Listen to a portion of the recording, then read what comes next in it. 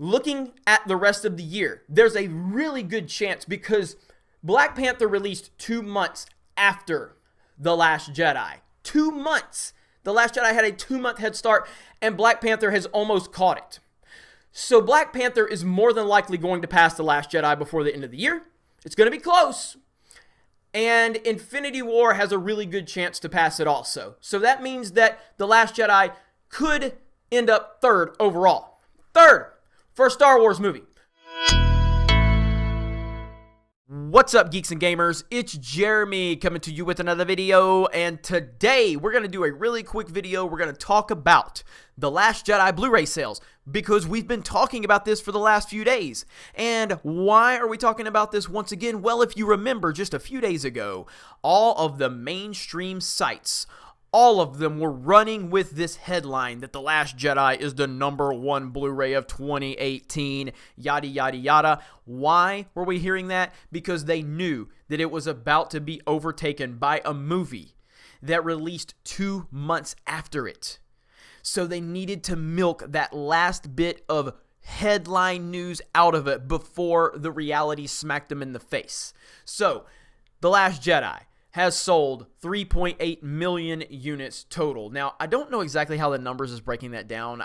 You're looking at the same screen I'm looking at, but the numbers basically, I'm assuming that is all video, DVD, Blu-ray, all of that stuff. So 3.8 for The Last Jedi versus Black Panther at 3.9.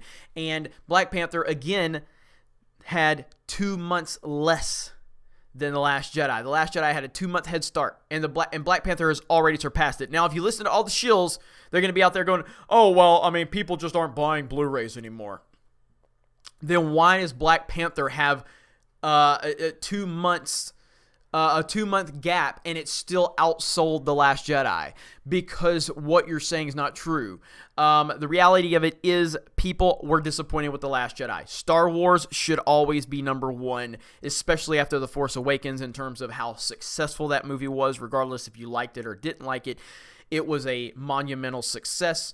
And then The Last Jedi started out with its 220 million opening weekend, showing that a lot of that goodwill was still there, and then the massive drop in week 2. And ever since then, it has been a decline. Rogue One finished the year #1 in Blu-ray sales. The Force Awakens was #1, setting all types of records for Blu-ray sales. And here is The Last Jedi has now fallen to #2, to a film that The Last Jedi had a 2-month head start on. Now, don't forget Infinity War is coming out soon, and Infinity War is definitely going to pass The Last Jedi and Black Panther. And these are things that I said just a few days ago when I was talking about our buddy Chucky Poo Windig, who was crying about the facts that I was providing. So here we are again with more facts that is going to make Chuck cry more tears, in return getting Geeks and Gamers more subs, because that's exactly how it works. Every single tier, it represents a subscription for Geeks and Gamers, and Chuck is crying a lot of tears, So that's where we're at this point. It's good news because it continues to show that we know what we're talking about. Nobody's saying that The Last Jedi is just a complete flop and nobody has bought it. That is never what we're saying. I've never said that. I always said it was going to sell well because it's Star Wars.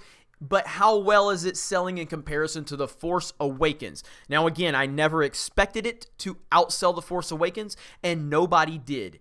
But a 15 to 20% drop was kind of what's expected. We're looking at around a 50% drop at this point. So we'll see what the final numbers end up being. Right now, you would have to imagine that The Last Jedi has pretty much sold all it's going to sell. So we'll see how it plays out. But Black Panther has overtaken it, and that is a big deal. And Infinity War will more than likely overtake it, so it will fall to third. I don't see Coco overtaking The Last Jedi for that third spot, even though Coco is kind of close. I think Coco came out prior to The Last Jedi on Blu-ray. But the fact that it's even close to falling to third just continues to show you what's going on with this movie. And Disney, continue continue going down this road and watch episode 9 not even clear $1 billion. Go ahead and test the Star Wars fans that you continue to call racist and sexist and misogynistic simply because they said your movie sucked. Go ahead and try it and see what happens. And go ahead and let John Kasdan go ahead and do his identity politics and see what happens. The more you get woke, the more you're going to go broke. You guys have a great day, and we will talk to you later.